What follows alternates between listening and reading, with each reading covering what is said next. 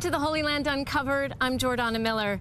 Today we bring you such a special show, broadcast here inside Jerusalem's Old City, that as Israel marks 50 years since the reunification of Jerusalem, a victory hard won during the 1967 Six-Day War. Coming up on the program, a magnificent look at this place, the Tower of David. Plus, nearby, we'll visit the Terra Sancta Museum. And then a journey to the hilltop so sacred to Jews and Christians, Mount Zion. It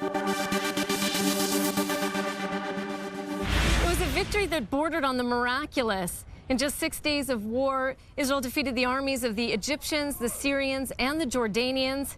Israeli soldiers capturing the eastern part of Jerusalem, bringing the Temple Mount and the Wailing Wall, Judaism's holiest site, under Israeli control.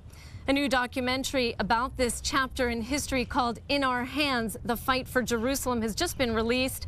Our reporter Maya Margit went to go meet the people behind the film. 6 days in June 1967 that changed history forever.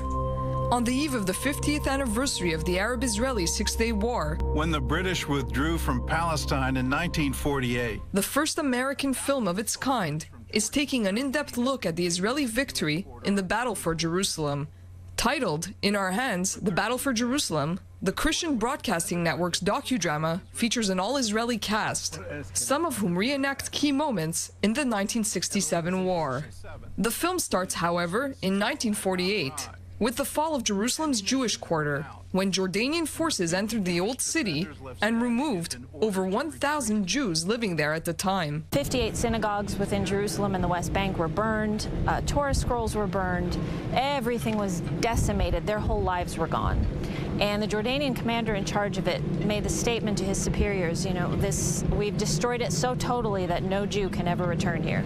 So then we fast forward 19 years and see how they did. Though the movie is funded by a Christian network, the CBN wanted to reach Jewish and secular audiences as well. For this reason, most of the film highlights the historical and military side of the war. The title, In Our Hands, comes from a famous IDF declaration announced shortly after Israeli forces managed to recapture the Temple Mount in the Old City, Judaism's most holy site. I think this film gives a very clear picture of why it's good that the Jewish people are back in the Old City.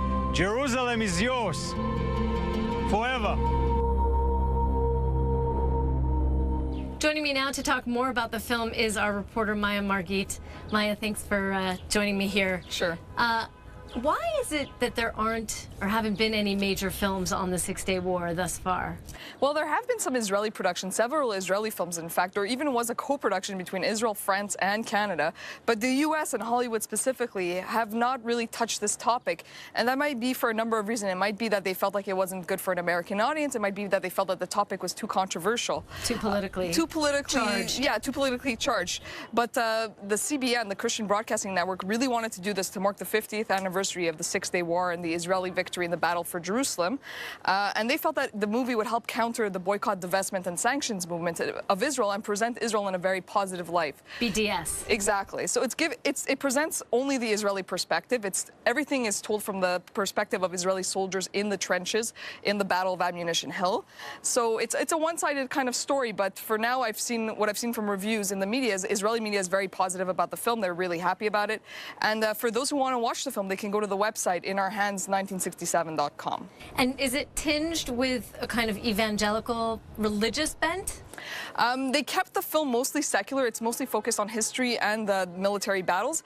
But towards the end of the movie, they do have some biblical prophecies. And that's because for Christians, the return of Jews to Jerusalem marks the fulfillment of many significant biblical prophecies. So they do touch on those prophecies, but more towards the end of the movie. Right. Daniel, the ingathering of the exiles. Exactly. As a forebearer of the second coming of Christ. Exactly. So there is a religious tinge, but for the most part, they focus on reenactments and testimonies.